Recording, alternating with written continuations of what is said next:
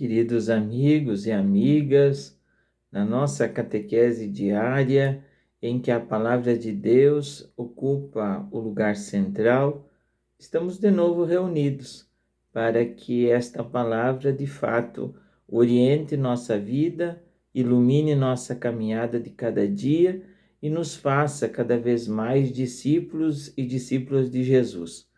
Muito obrigado a você por sua companhia de cada dia, por estarmos juntos, por ser também uma das motivações de termos esse compromisso de levar a mensagem da palavra a cada dia. Hoje, que é dia 4, terça-feira da Semana Santa, da grande semana, nós meditamos o Evangelho de João, capítulo 13, versículos 21 a 33 e 36 a 38. Não lemos nesse texto o 34 e o 35. É 21, 33, 33, 36 a 38. É este recorte que a liturgia faz. E nesse texto, os discípulos estão à mesa. É um momento de uma refeição fraterna. Ao redor da mesa, eles repartem o pão. E os discípulos ficam estarrecidos porque Jesus faz uma afirmação que um deles haveria de traí-lo. Um deles. Todos eles ficam perturbados porque não passa na cabeça deles, apesar dos limites, das fraquezas, que alguém tenha tamanha ousadia. E um deles, e aqui é interessante porque o texto vai dar destaque a 3 discípulos, ou a 3 modelos de discipulado. Um deles, o texto diz, a quem Jesus amava, que estava reclinado próximo de Jesus, se reclina sobre o peito, está próximo do coração de Jesus e pergunta. Pedro havia feito esse sinal, ele pergunta, quem é, Senhor? E Jesus vai dar aquela indicação de que aquele que recebesse o pedaço de pão molhado no molho, lá encharcado no molho, seria o traidor. E esse é Judas, Judas, filho de Simão Iscariotes. Veja que existe uma polaridade, aquele que ama, que Jesus ama, e aquele que se torna traidor, que o texto vai dizer com todas as letras que depois do bocado de pão entrou nele Satanás. Satanás é o símbolo do mal que divide, que afasta, que isola. E João registra que era noite. Não só noite no sentido depois das 19 horas, mas noite porque ele havia perdido a grande luz que é a fé em Jesus Cristo, o seguimento em Jesus Cristo. Por isso, ele, ainda que tenha assumido o discipulado, já não caminha mais com Jesus. Quantos discípulos e discípulas, quantos batizados e batizadas que num determinado tempo da sua vida deixam de seguir Jesus. Traem Jesus, entregam Jesus por outras opções. E o terceiro modelo do discipulado é o de Pedro, exaltado, sempre disposto, sempre com aquela ansiedade, ele até se oferece, ele até diz, dou minha vida por ti. Mas Jesus vai alertá-lo, olha, mesmo você dando a vida, antes que o galo cante 3 vezes, você terá me negado. Um ama, um trai e um nega.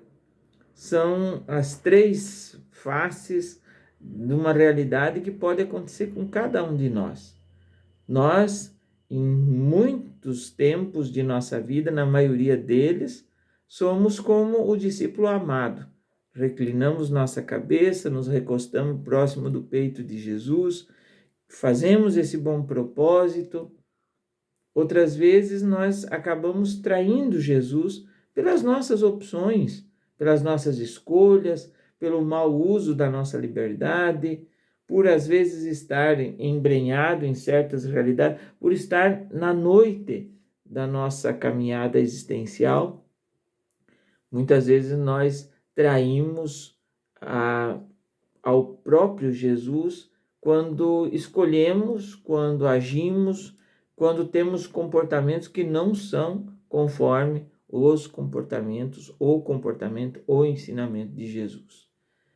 Sabe, meus amigos, ao ler esses três personagens, não para nós cruzarmos o braço e ficarmos, não, tá bom, então vai acontecer comigo. Não, é para olhar que em primeiro lugar está aquele que ama. E é esse o nosso esforço de cada dia. É essa a nossa meta de cada dia. Sermos discípulos amados, nos sentirmos amados por Deus. Veja que mesmo Judas tendo saído, tendo traído, tendo feito o que fez, essa parte de Judas tem muito dentro de nós, pouco, bastante, horas mais intenso, horas menos intenso. Ele sai, mas Jesus usa a expressão: o Filho do Homem foi agora glorificado. Glorificado não é espetáculo, não é cena, não é teatro. Glória não é enaltecimento, grandeza. Não, glória é a cruz. E essa palavra se repete várias vezes. Jesus vai dizer para eles: olha, eu ainda estou convosco por pouco tempo. Então aprendamos que este pouco tempo que é a nossa vida precisa ser vivida no amor, na intimidade. Só se reclina, se recosta a cabeça no peito quando se tem intimidade com alguém. Então que essa seja a nossa meta. Nesta grande semana, vamos intensificar esta prática.